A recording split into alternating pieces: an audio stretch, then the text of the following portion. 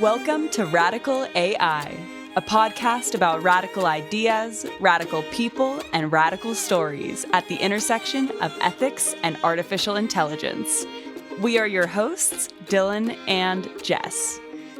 And just as a reminder for all of our episodes, while we love interviewing people who fall far from the norm and interrogating radical ideas, we do not necessarily endorse the views of our guests on this show. In this episode, we interview Dr. Ruha Benjamin.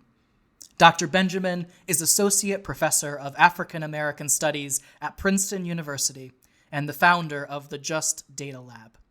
She is author of People's Science, Bodies and Rights on the Stem Cell Frontier, and Race After Technology, Abolitionist Tools for the New Jim Code, among other publications.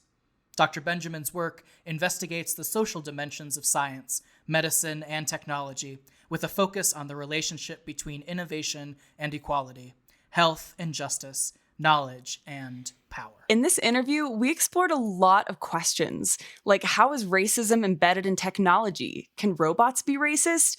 How do we as designers and consumers reclaim our agency in technology? How can we teach racial literacy to computer scientists? And what is discriminatory design? How do we build a movement to address it? It was so meaningful for us to be able to explore these questions with Ruha, because Ruha was one of the first people to show support of this project and be willing to say yes to coming on and being an interviewee. And this conversation is something that I'm so excited to share with our listeners because it provoked me in some ways, it challenged me in other ways, and I was able to learn just so much.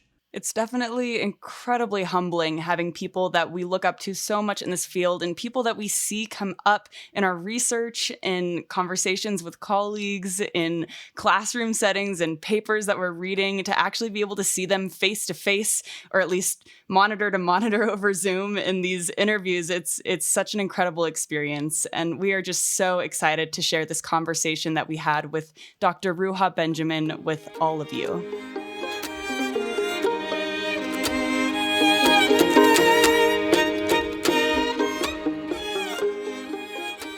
It is an absolute pleasure to welcome Dr. Ruha Benjamin to the show today. How are you doing today, Ruha? I'm fantastic. Thanks, Dylan.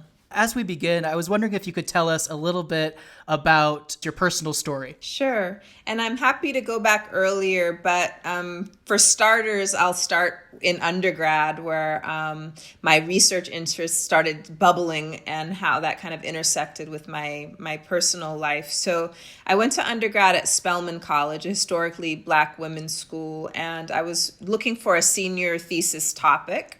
And I ended up doing this double ethnography, looking at obstetrics and Black maternal health from the way that conventional medicine and institutions approach it and the way that Black midwives in the South have approached it for generations.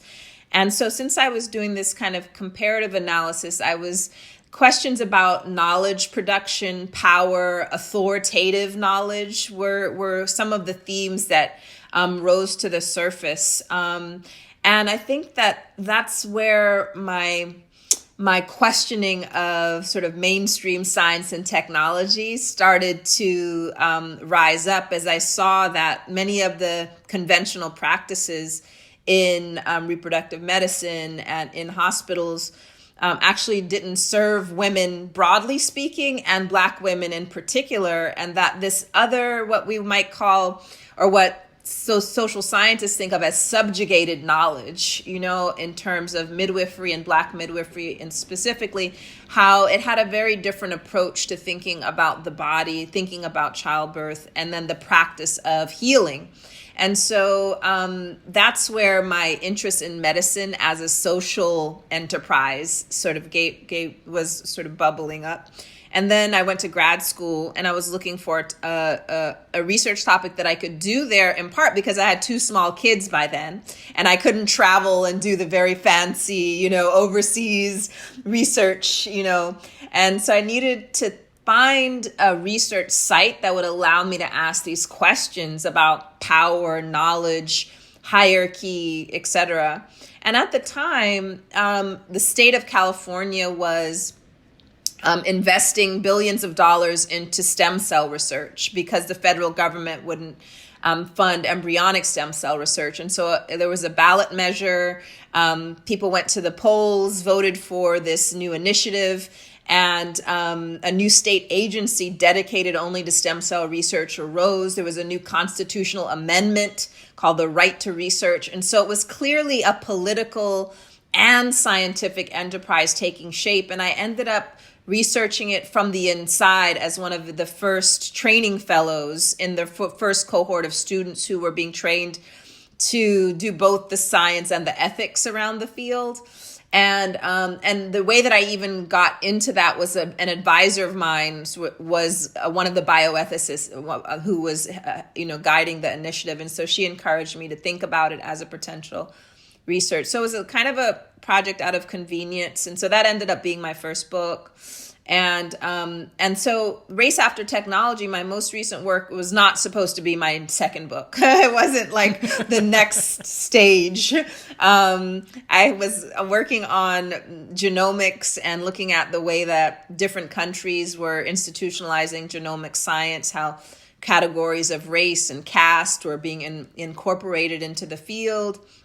But then all of the developments that we now know in the last 3 years in terms of the data sciences were, coming to the fore in public conversation. And I was just interested in how the racial dynamics and questions of equity were being framed in both the popular discourse, but also the way that people within the tech industry were thinking or not thinking about things. And so that motivated me to shift gears a little bit and take those same core questions, which is around power, knowledge, hierarchy, and apply it to this different scientific field that is developing. And as you shifted from this research that was more related to stem cells and very close to the field of biology in some senses towards more of technology-based research, was that a natural shift, or what made you get interested in the field of technology? Yeah, and in some ways it was natural because my training was in science and technology studies. So even as a grad student,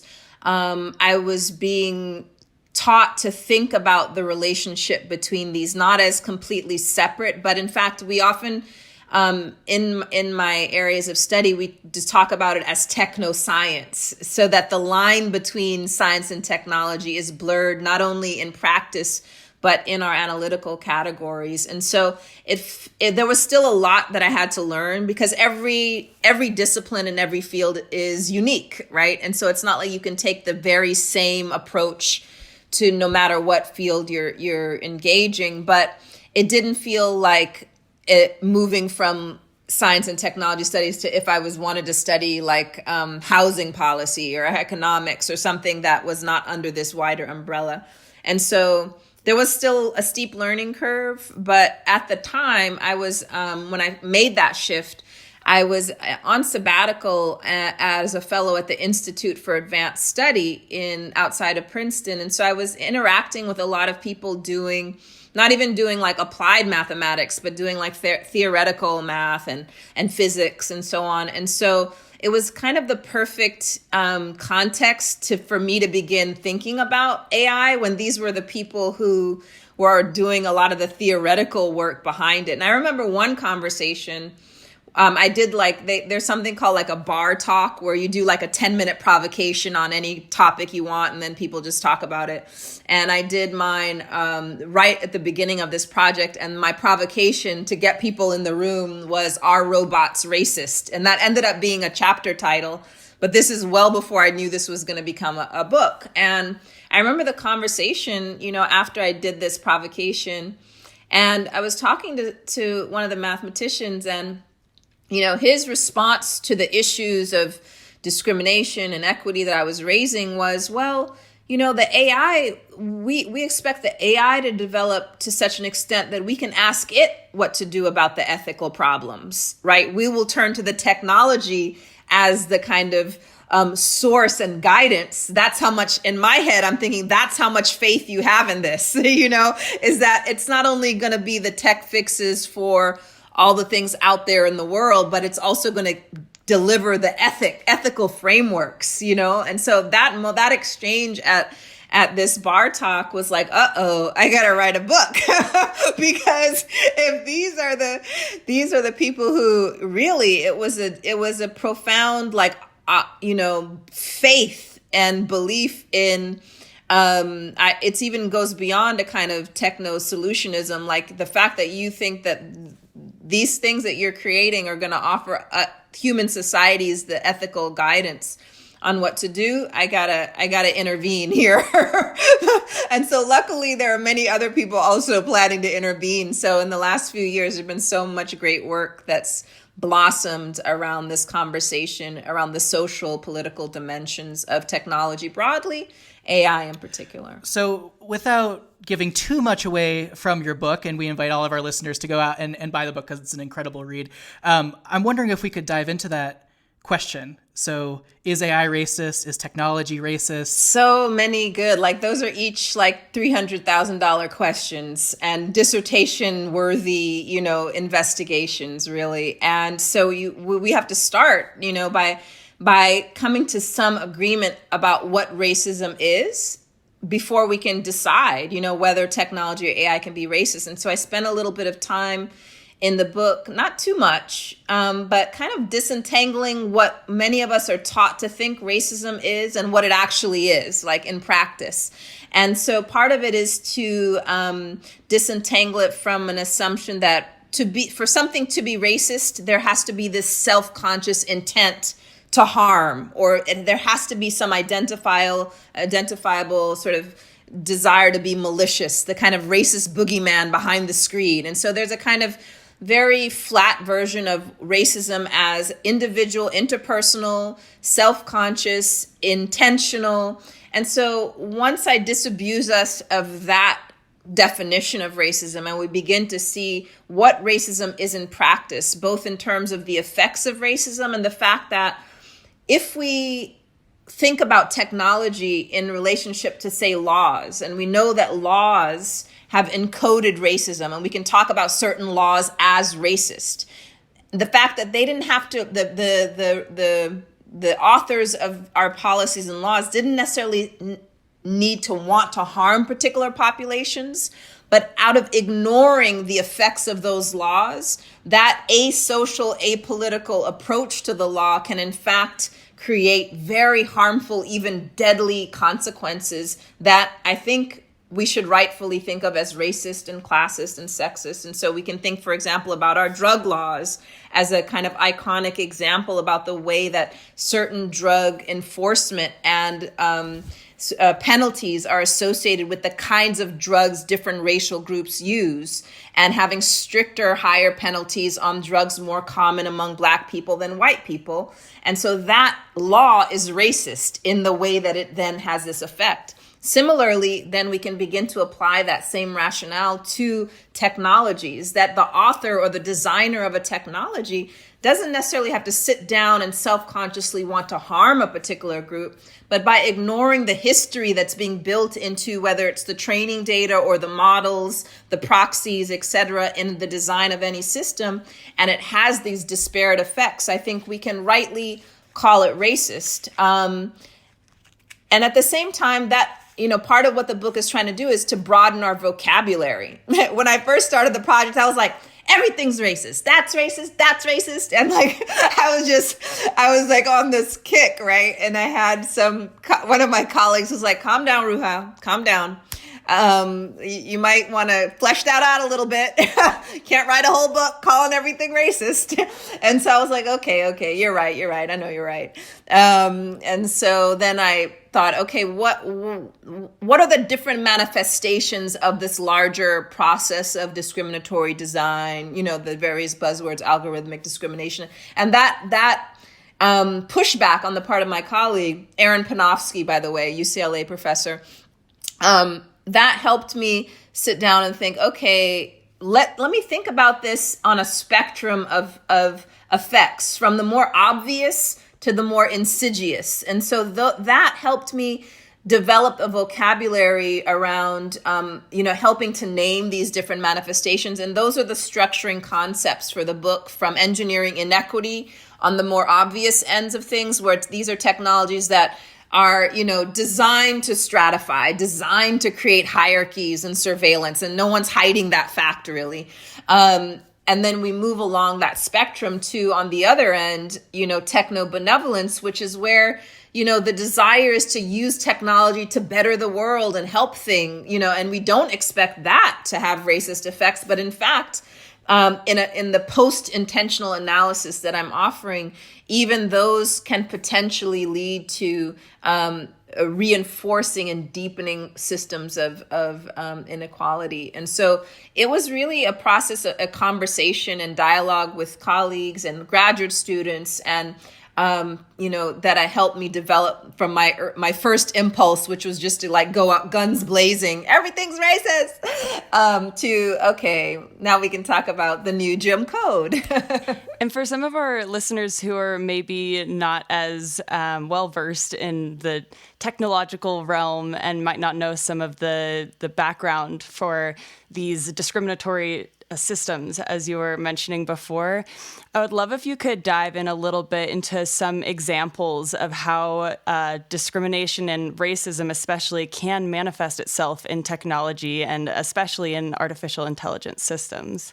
Absolutely. And so before I get to the AI version, I'll just, and one example I use in the book that made the rounds, circulated quite a bit, that everyone has some experience with, is looking at, automated soap dispensers and automated technologies more broadly. So the automated soap dispenser is a window onto this broader process of automation. A few years ago, there was a video that made the rounds, two friends putting their hands under this dispenser, and the soap would only come out with the lighter friend's hand, and it wouldn't work with the darker friend.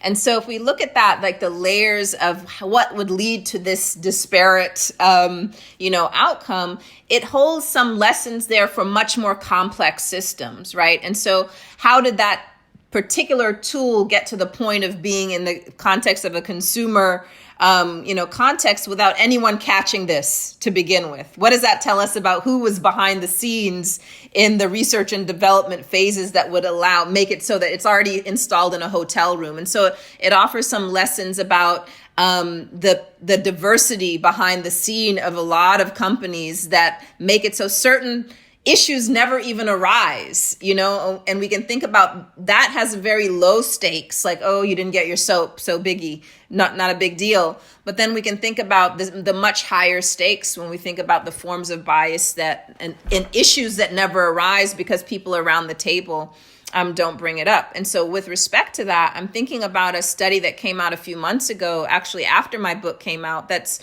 really illustrates this idea of coded inequity, or the new Jim Code, which is around healthcare algorithms and an AI system that's used throughout our healthcare system. It's a kind of like digital triaging system that will identify patients who are predicted to get sicker in the near future. And so the healthcare practitioners intervene earlier to try to prevent them from getting sicker. And so the question about how those predictions are made is where the inequity comes, because the people who designed this didn't set out so that it would ignore many Black patients who needed intervention, which is actually what happened. But they assumed that using the cost of the spending on patients would be a good predictor of healthcare need. That means the kinds of patients that we've spent money on in the past, they are the ones who are likely to get sicker. But we know that in our system, we actually don't spend money on many people who need it. And that's a stratified process, right? And then we do spend money on people who happen to have insurance and private care and so on. And so by building in this assumption that cost is a good predictor of need, it stratified those who were getting services now and into the future. And so the only reason we know about this particular the problem with this digital triaging system is because the company allowed these researchers to take a look at it, right? And so usually so much of this is hidden by proprietary, policies. And so it's a good thing that the company allowed the researchers to look at it, because now we see that, in fact, having a race-neutral algorithm or AI system can be very deadly, right? And nowhere in that system was it keeping track of patients' race. So it wasn't like it was seeing Black patient and then kicking it out and ignoring the Black patient.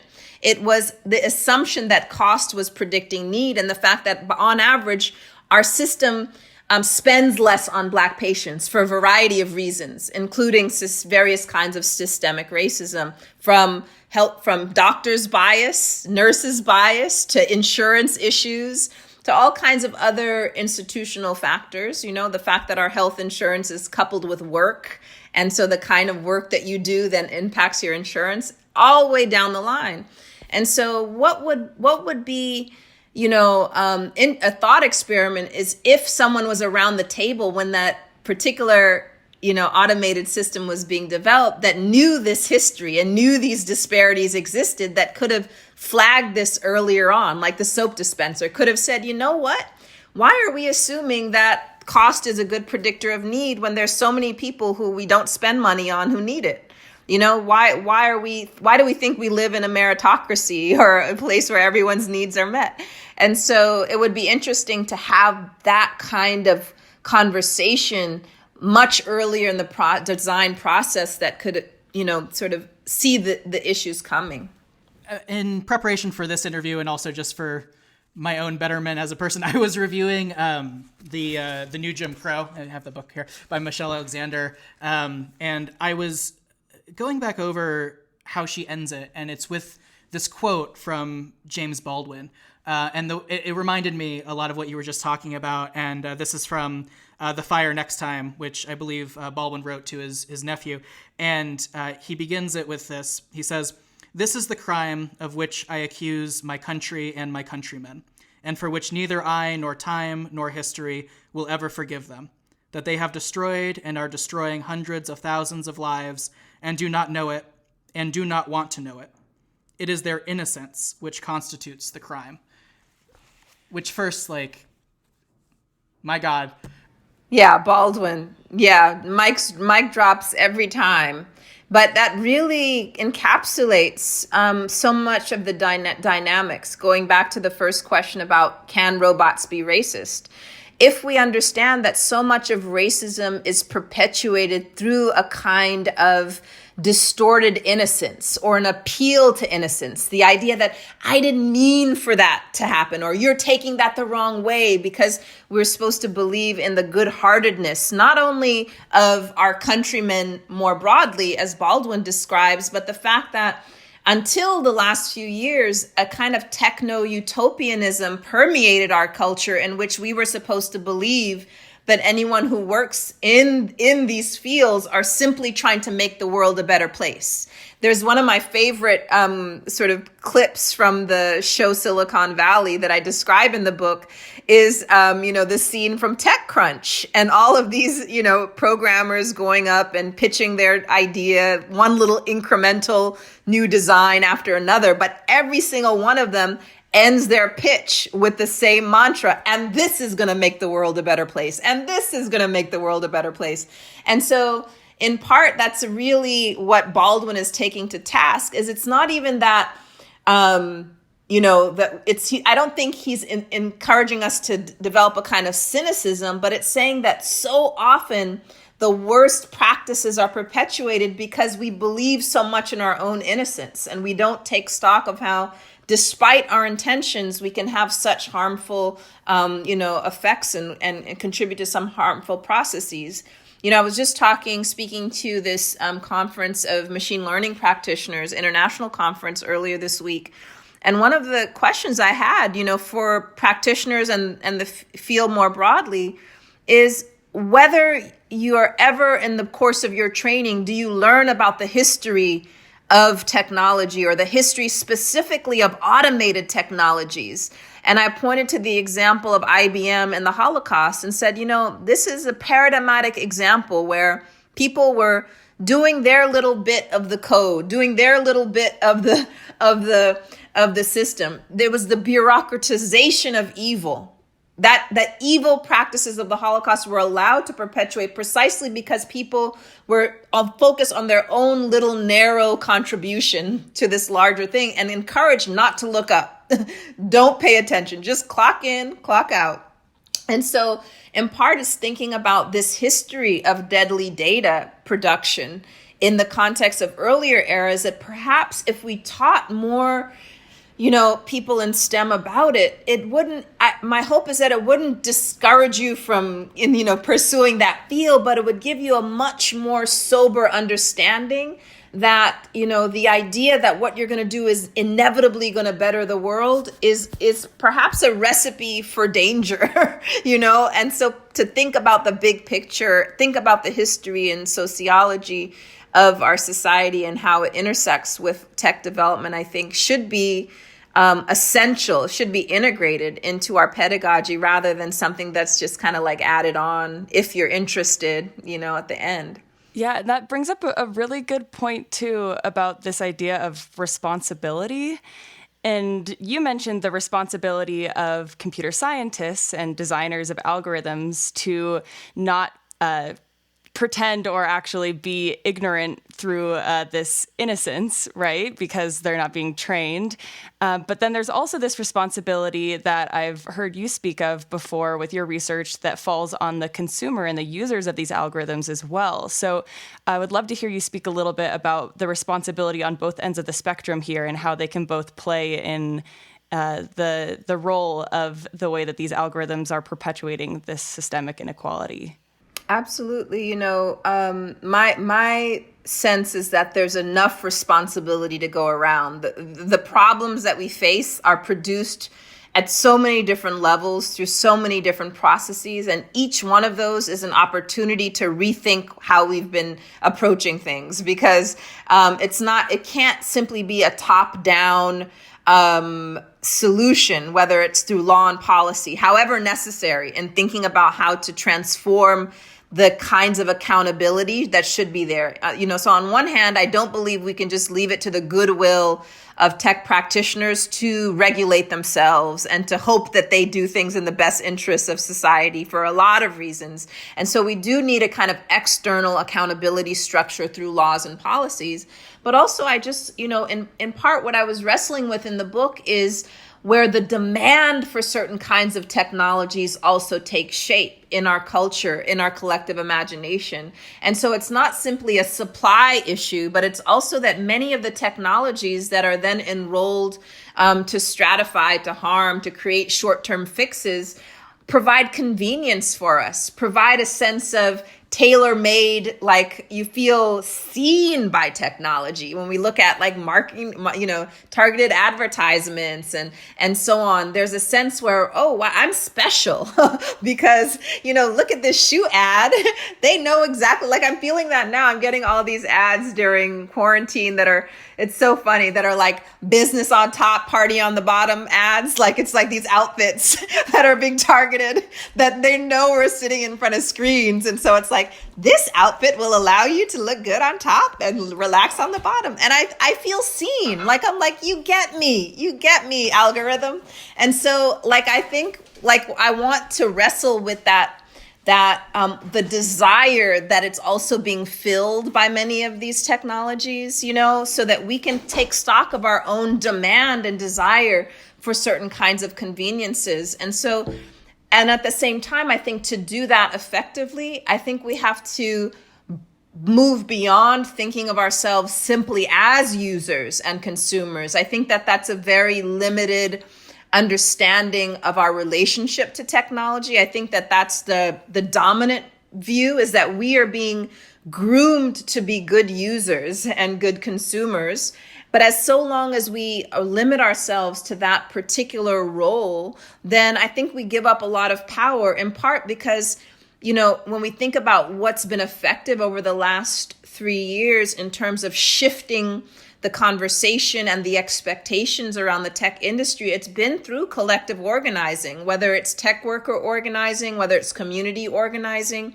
And so to do that, we have to think of ourselves as more than individual users who just want a better experience, a user experience as the term goes. And so yes, to individual level responsibility and thinking about how our imagination gets captured by a particular vision of the good life that's sold to us through our screens. And at the same time, I want us to think of ourselves in this broader collective fashion as people who share a society and we have a shared social contract.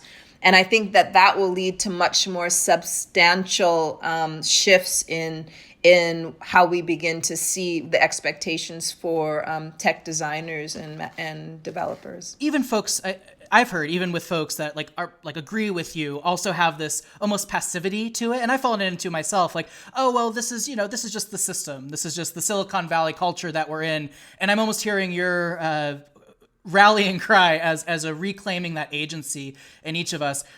And I would say that at least part of our audience, maybe even a good chunk of our audience, are folks like Jess and I who, again, are on board, and we're well-meaning white folks who want to do something, right? And we don't exactly know what to do. And even when I was reading your book, Race After Technology, I was reflecting on well, I don't want to see some of that, as a white man, I can't this just be better, right? And obviously it's not. And obviously there are dire consequences to that line of thought. And I'm wondering for folks like me and to our audience who want to do something and just don't know what to do, how do we reassert that agency? Yeah. Absolutely. I mean, I think that is the question that I hope my book leads up to that question, where people are like, okay, I get it. Okay, 200 pages later, we get it, Ruha. So now what? And, I have a caution and then an appeal. The caution is, in part because the entrepreneurial spirit is so fetishized, right?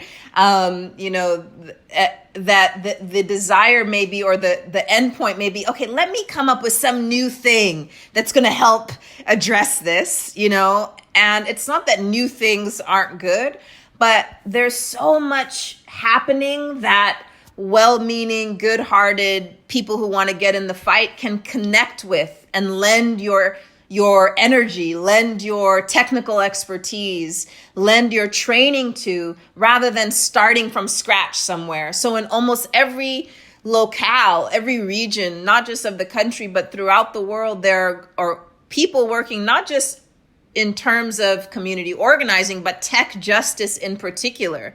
Everywhere I travel, I try to connect with the local tech justice organizations and amplify their work, because even the people often in academia who've been studying this for years, they don't even know what's in their own backyard in terms of people who are thinking through issues of surveillance or issues of, automated decision systems that are impacting hiring or prisons or whatever.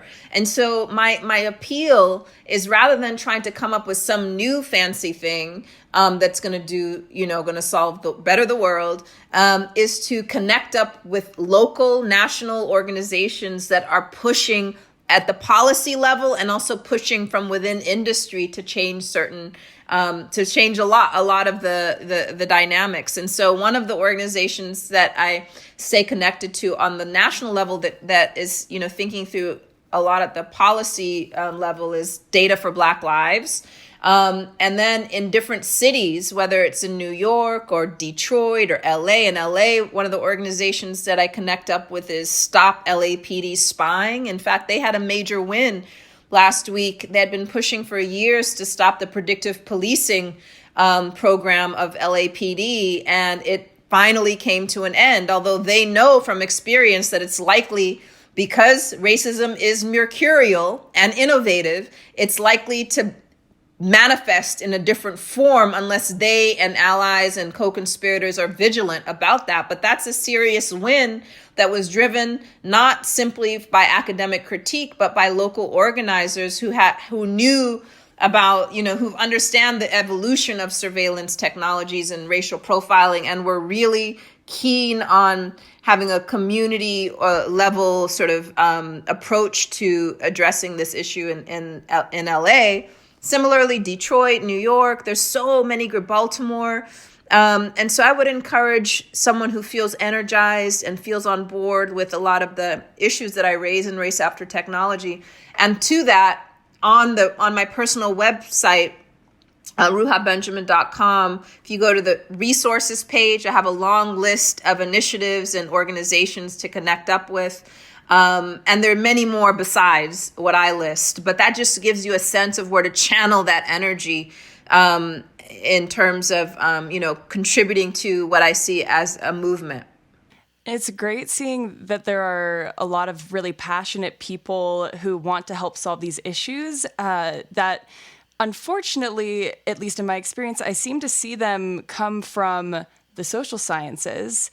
But I'm asking this question from someone who comes from a computer science background.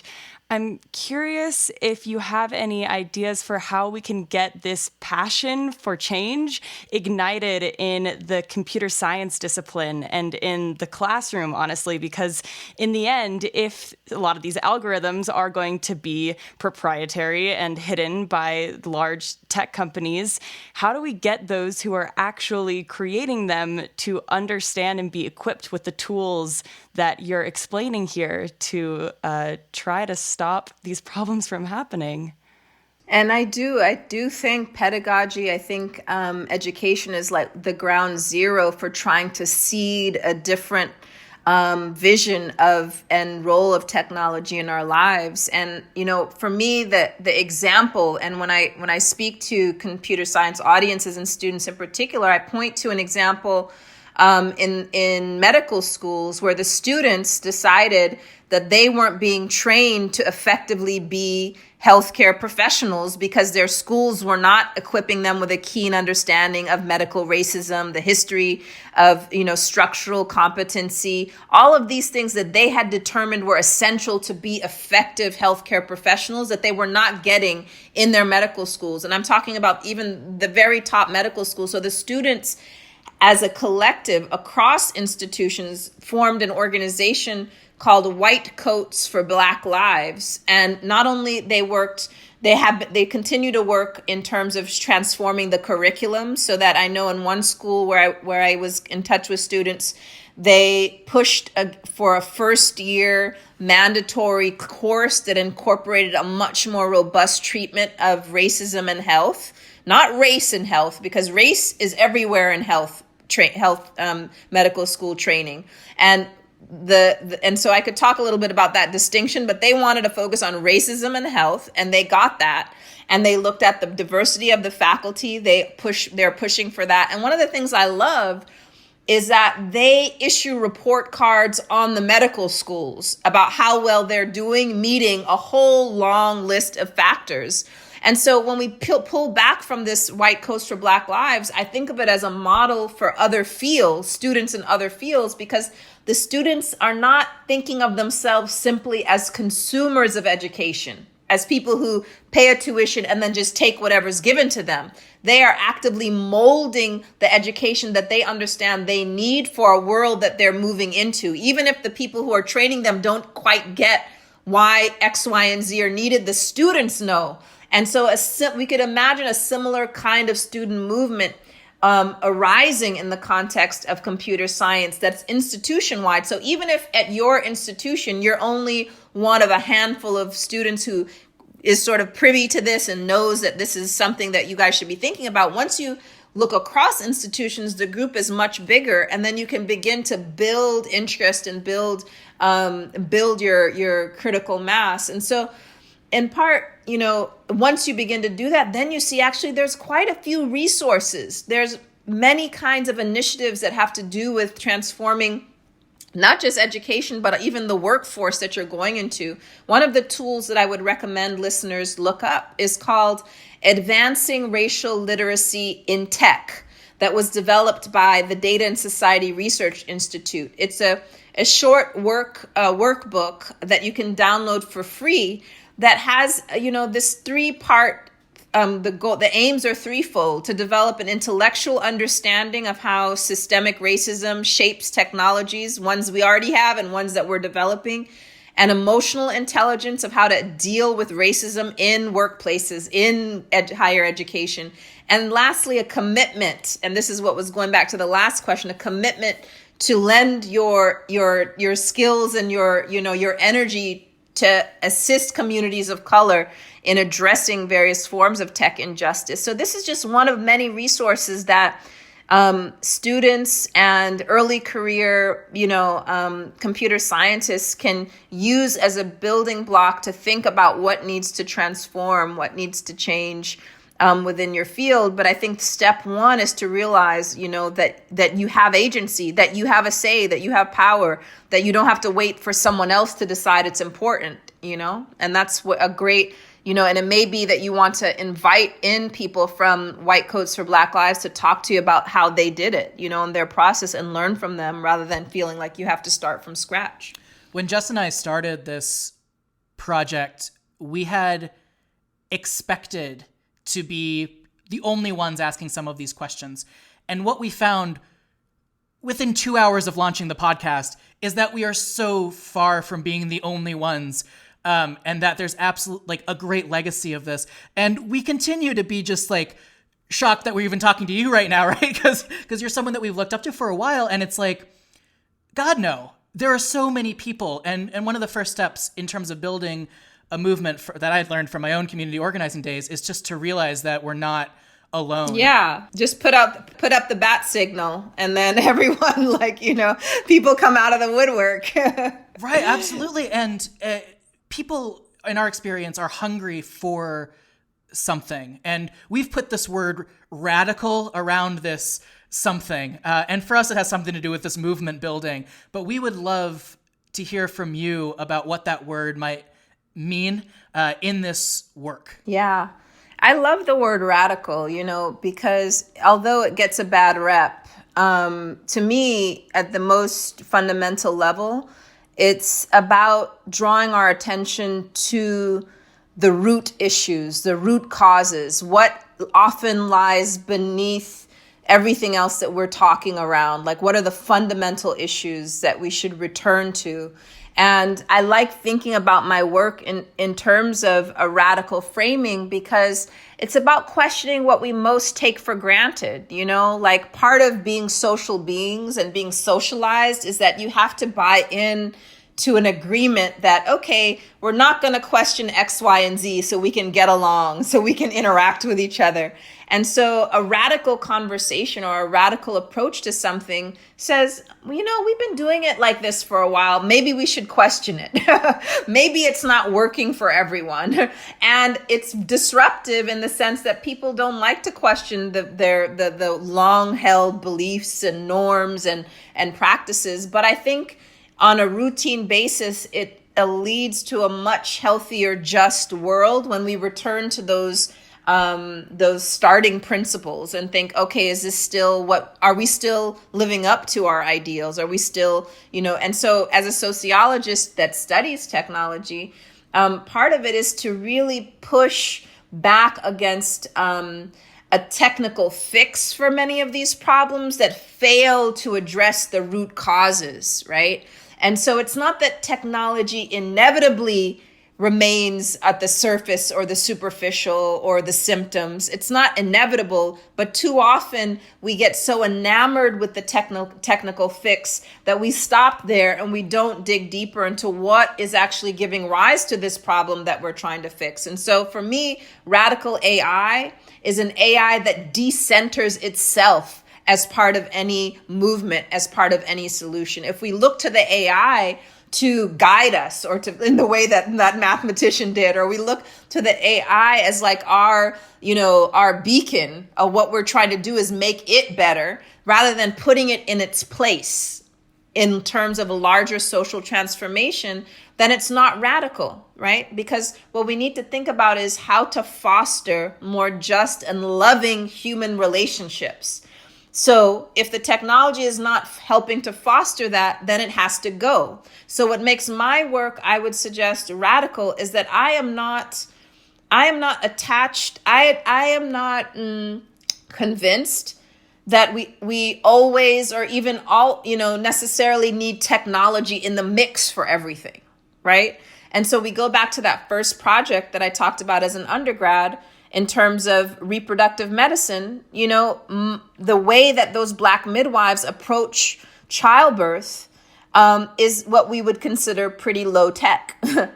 And yet the outcomes and the well-being of the women who use or work with Black midwives is so much better than when you have to go to this hospital that has all of this technological stuff at hand, but where too often the needs of the healthcare practitioners and the efficiencies of the technology trumps the well-being of the women. So for me, as I said, radical AI is a decentered AI, and a radical approach to technology keeps on the table the idea that maybe the technology is not necessary in many cases. And so unless people are willing to hold on to that, then I still think that there's an element of techno, utopianism or techno kind of affection, philia, that can be dangerous, I think. Yeah, it's definitely an important concept that both Dylan and I, and probably everyone in the AI ethics space, has come across at some point, that sometimes the technology that promotes the most societal welfare is in fact no technology at all, which can be really hard for technologists and computer scientists to admit sometimes, because we want, like you were saying, we want to jump on that technological solution. It's the entrepreneurship mind. We're seeking out something to create to solve these problems. And so I'm wondering if you have maybe a piece of advice for people. They can be computer scientists or just anyone in this space who is looking for ways that they can maybe help in this space, whether it be through technology as a lens or whether it be without technology at all. But where are some good starting points? There's a few things that come to mind. One, sort of drawing out the point from earlier about thinking about yourself connected to communities, that, so much lip service is given of technology helping marginalized people or fixing X, Y, and Z problem. And too often the solutions are being derived in isolation from the communities who it's supposed to help. So thinking about how you as a student or professional can get connected with the communities who you want to be in solidarity with, right? And then also asking on an ongoing basis, how is what I'm doing affecting the most marginalized or the most, the people who are being subjugated in any locale? What's on my mind? We're in the middle of a pandemic, and what's on my mind are these different lessons we're learning about technology and technological fixes in the context of the pandemic. And one of the sobering cases is that of Singapore, where, early on they were being lauded as, marshaling technology and their vast, infrastructure to contain the virus. Between January and March, they had like about 500 cases. And in the last month, the cases have exploded to now the last number I saw was over 12,000 or so, over 1,000 in one day, which is more than all those 2 months before. And so the question is why? They were using contact tracing. They were using all of these, ways of marshaling technology. And the reason why is because they ignored the large migrant community in Singapore that were being concentrated in particular parts of the island in very overcrowded dorms, sometimes 12 to 20 people a room using the same bathroom, the same soap. And now the virus is running through those dorms and it's affecting the whole country. And so paying attention to them at the very beginning and understanding not just their living conditions, but the fact that many of them, even when they were sick, couldn't go to work. They had to go to work because they couldn't take time off. All of these policies, all of these structures that existed well before the pandemic that made it predictable that this would happen were ignored in favor of a much more techno-focused, approach that concentrated on the already, relatively privileged in the country. And so again, it's thinking about who are we ignoring, who is not even on our radar that may be affected by our decisions. And so how that looks at the individual level is just a kind of question, like look at what you're doing from the underside, from those who may be harmed or ignored, right? Not because you intend for them to be harmed or ignored, but precisely because they are not part of the decision-making structure, because they haven't been, their concerns haven't been addressed before, are likely to be adversely affected by whatever you do, however well-meaning in the present. The people who designed that initial response in Singapore, I'm sure they had all the good in their heart. They were looking out, they were trying to address the public health, etc.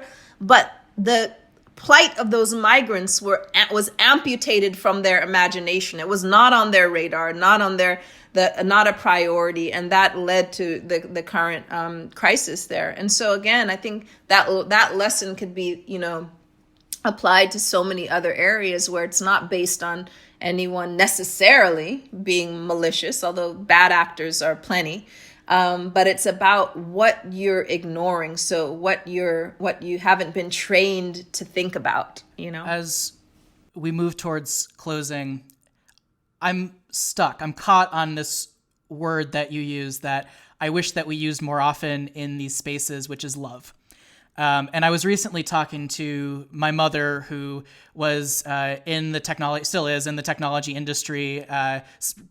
Single mother, constantly in the 90s during the tech boom, had to find ways to stay motivated and stay sane through this. And when I asked her about this recently, she talked about her grounding love, for me as her child in that. And I know at the beginning of this, you talked about, your own experience as a mother in all of this. And I'm wondering if you could just take us home in this interview by talking about the role love plays. Absolutely. And I think that is an essential ingredient to anything that purports to and claims to be radical, right? In part because it runs against our training as Enlightenment intellectuals, that's a whole different sphere of life. It has nothing to do with the work on the life of the mind. And that grows out of a very specific trajectory and genealogy that does not serve the vast majority of human beings. The fact that we amputate how we feel about things from what we think about things. And so for me, love is an essential ingredient to everything that I do, especially teaching, but more and more writing, thinking about what motivates me. And sometimes, and it's not a kind of saccharine love, like a Valentine's Day love. It's a love often that's intertwined with anger, precisely because I love people, and I love especially those who've been so harmed by systems of oppression, and I'm so angry about it, the fact that they're being mistreated. Anger and love go hand in hand, and I think it makes me a better thinker. It makes me a better teacher. It actually clarifies for me why I'm doing certain things. And it makes it so that I'm not going to hide my passion in order to perform a kind of disinterested, professorial, take me seriously. If you don't take me seriously because I care this much, that's on you, not me. Ruha, thank you so much for joining us today. And also, just while we still have you on the line, thank you for believing in the work that we're doing, because that's what keeps us going. So thank you so much for being here today. My pleasure. Thank you for inviting me.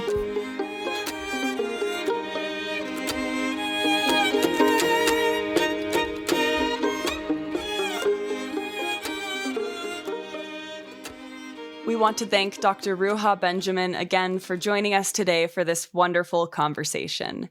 And as always, now is the time to give our first reactions to the interview. So one of my immediate reactions and emotional responses from this conversation was actually a little bit of fear. And that was coming from this concept that Ruha mentioned several times, that sometimes people look to technology and artificial intelligence especially to try to solve issues that exist in society and that have existed for a long time. And while sometimes this is really great and has worked really well in the past, Oftentimes, this can be really harmful, especially when it comes to AI.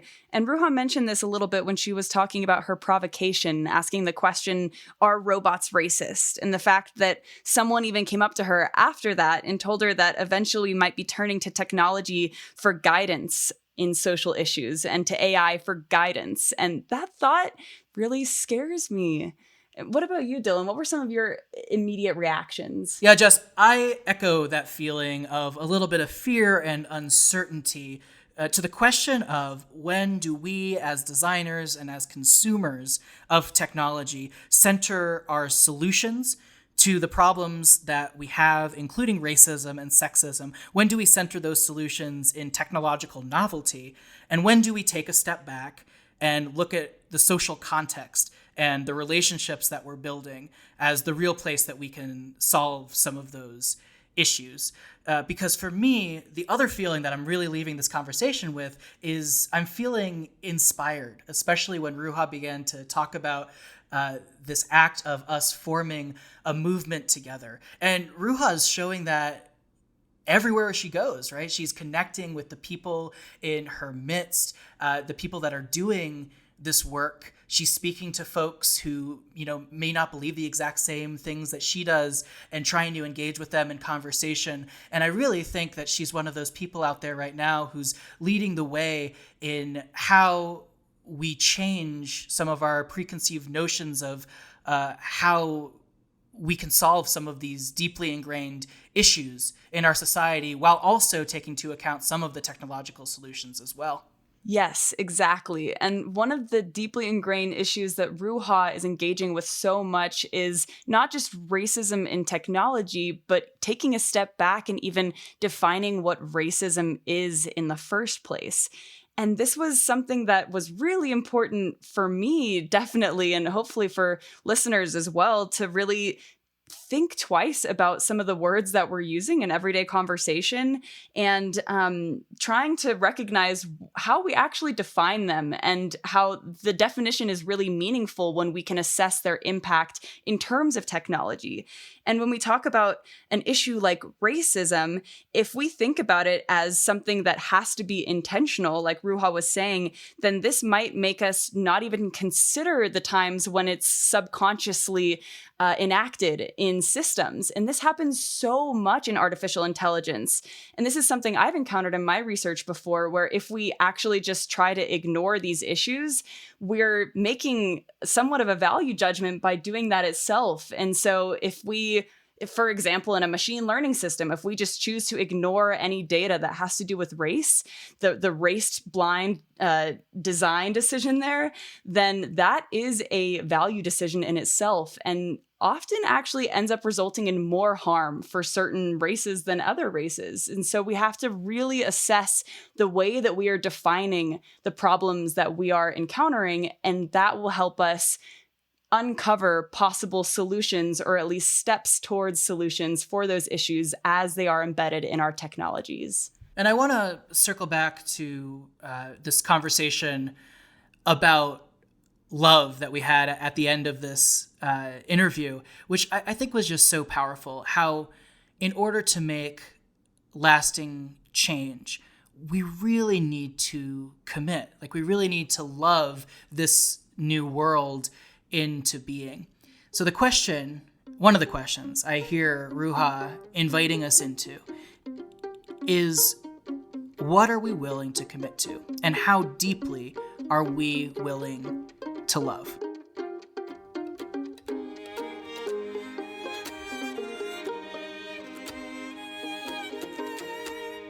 For more information on today's show, please visit the episode page at radicalai.org. And if you enjoyed this episode, we invite you to subscribe, rate, and review the show on iTunes or on your favorite podcatcher. Join our conversation on Twitter at RadicalAIPod. And, as always, stay radical.